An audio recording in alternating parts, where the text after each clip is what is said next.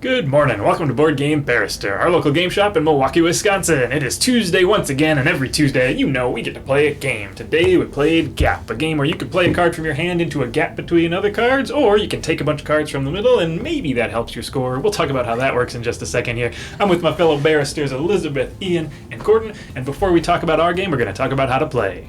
Welcome to Gap, a game about collecting as many as you can of some suits of cards and as few as possible of other ones. When the game starts, we're going to deal a hand of cards out to each player, and we're going to put 4 cards in the center. These are the cards we're going to be interacting with in order to take cards into our scoring piles. The gameplay is super straightforward. All you do on each of your turns is play 1 card from your hand. So here's my opening hand of cards here, which are very shiny, but you can see that each of them has a number as well as a suit which is matched with a color. And when you play these cards, there are 3 different things that can happen. The first thing we're going to check for when someone plays a card is to see if any of the cards in the row match their card. If that's the case, then that player takes the card they played as well as all of the matches into their scoring pile. So in this case, this 4 would collect these 4s and score itself as well. If you play a card that's numerically adjacent to other cards on the table, like this 1 is adjacent to both the 0 and the 2, then you take 1 each of all the values that it's adjacent to. So let me break down what I mean by that. In this case, it's very straightforward. You'd take 1 each of the 0 and the 2 because 1 is adjacent to both of those. But if our row looked more like this and that 2 wasn't there, you would still take the 0 because it's one of the adjacent numbers to that 1 you played, and you'd score the 1 itself as well. Last adjacency setup, if our row looked like this and we had 2 0s and a 2, then because you take 1 each of the adjacent values, you could take either of the 0s of your choice, maybe that one, as well as the 2, and score your 1 as well. So that's how that works. And the last thing that can happen when you play a card is that if there's no other cards in the row that match your card or are an adjacency for your card, then you've played your card into the gap, which means it's just going to get added to the row and expand how many cards there are in that row. If you did take cards out of the row on your turn, then we're going to make sure we replenish the row up to 4 out of the deck, and then it's on to the next player's turn, and we're going to do that until everybody's hand runs out of cards. You never draw a new card during a round. So that's it for the row. Let's talk about what scoring actually looks like in this game. So as you might have noticed, when you're assessing which cards you can take or have to take out of the row in the center after you've played your card, all we're looking at is the numbers on those cards to decide what you take. But as you're choosing which card to play and which cards you want to take, what really matters is the suits that you end up adding into your score pile. Because once they're in your score pile, the numbers on the cards don't matter anymore. All that matters is their suit. To score your round, you're going to look at all the cards you've collected for the round, say this is what we'd grab this round, and you're going to look at which suit you've got the most cards in. So we've got the most yellow, we're going to count how many we've got, so we've got 1, 2, 3, which means we score 3 points for our highest suit. The next thing you're going to do is look at the suit you've got the least of. In this case, we're tied between green and blue, and we're going to add up all the cards in the suits that we have the least of, so they both count in this case. Because we only have 1 of each of these, we're going to count 1, 2, those are worth negative points. So the suits you've collected the least of work against you at the end of each round. Any suits in the middle, so these ones that I've collected 2 each of, don't count for anything. Your highest suit can also be tied, so it actually is great if you can end up with 2 different suits that have the highest. This would be plus 6 points and only minus 2 points at the end of the round, so getting to 3 in both of these would be a huge benefit for this player. Once we've scored our round, we're going to record those scores, shuffle up, and move on to the next round. And there are various points milestones in the book that you can play up to. Today we're going to play up till 15.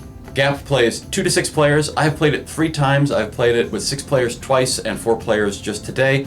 I really like it as that number of players because at 4, 5, and 6 players, that board, the available cards have changed a ton by the time your turn comes around. So it's a really kind of crazy game. You don't have to put a lot of planning into your turn. You can if you want to, but you're just going to play a card.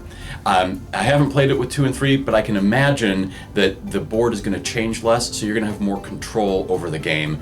That seems like it'll still be a good game, but it'll be a different game. You'll be able to do more planning that is relevant, but I love it at 4 and 6 players. It's been great. I really enjoy the ability to kind of like min and max in the cards that are in here, because the cards in your hand don't ever change.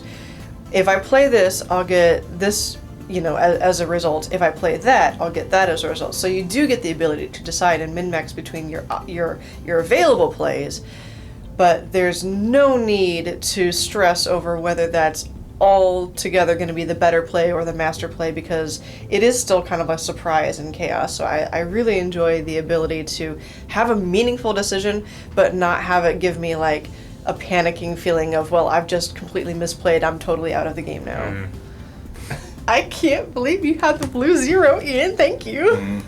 Yeah, I think it's important to highlight the out of the game feeling, because even, you know, in our game, I came back from being the last person in round 3, and I was able to sneak out a win just for going for cool, splashy plays. And, you know, beer and pretzels type card games like this, where you can learn the rules relatively quickly and just kind of jam some games, are some of my favorite ones because of that. You know, there's a ton of thinking if you want to put it into it, but really when it comes to your turn, you're just going to try and do your best play possible from the stuff in your hand, and then try and see what other people are doing to kind of play around that a little bit. But mostly it's just kind of waiting until your turn comes around and hanging out with your friends, and then when your turn comes, you get to play cool cards and hopefully shoot the moon. Yeah.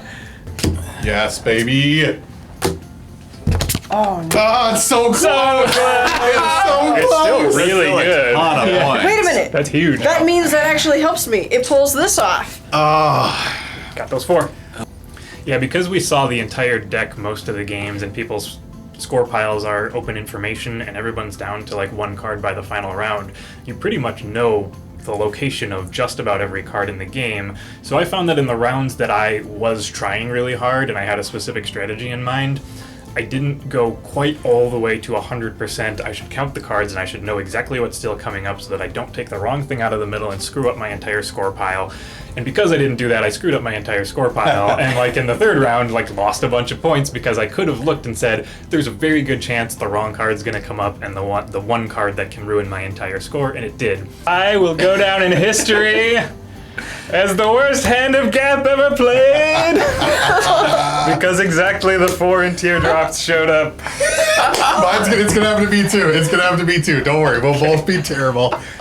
Whereas the round after that, when I said, I'm already losing very badly, all I'm going to do is kind of just throw stuff at the wall and see what happens, it was my best score out of the entire game. So you can either put in very little mental energy and just kind of be like, ooh, this swings my score right for me, right at the end here. This is perfect, which felt really nice. Or if you're the type who really wants to put in all that energy, it's going to take that one extra little notch at the end of making sure you've done all the math, but then that can also go great for you. I like to say this has the illusion of strategy, by which you can start your hand and decide what strategy you want to go for, irrespective of what cards are in your hand, because you can try everything during the course of the game. You can even change what you're doing probably by about the 3rd card, about the midway point. And maybe it'll work, and it's fun and it's great when it does, but even if it doesn't, you got close. You got to feel really good about, I got there, oh, I didn't get there at the end. Yeah. But I love that ability to just decide. Well, and the nice part too is with that is that you have, I mean, there's tons of different choices you can make with what route you want to go. You can go for a big old stack like Andy did in one round for a big stack of one color. You can go for all the colors. You can go for, let's get only these 3 colors, and all of which, even when you mess it up, it doesn't really feel too terribly punishing because you've got an out of, let me just take one color that's a 1 of, and that's your only -1 point instead of, so even if your strategy doesn't pan out perfectly, it doesn't feel terrible because it's not like every card that isn't your highest is a minus, only your smallest stack is a minus, which was really neat because you didn't ever really get terribly punished except for the one time that Andy got punished. But every other round, like even if you're still getting around, 4 or 5 points a round, which feels okay, you're still keeping pace with everybody, no matter what strategy you decide to use, which is a really nice thing for a little card game like this. All right, that was Gap. Thank you so much for watching. We had a really fun time with this one, and we hope you had a fun time watching us talk through it.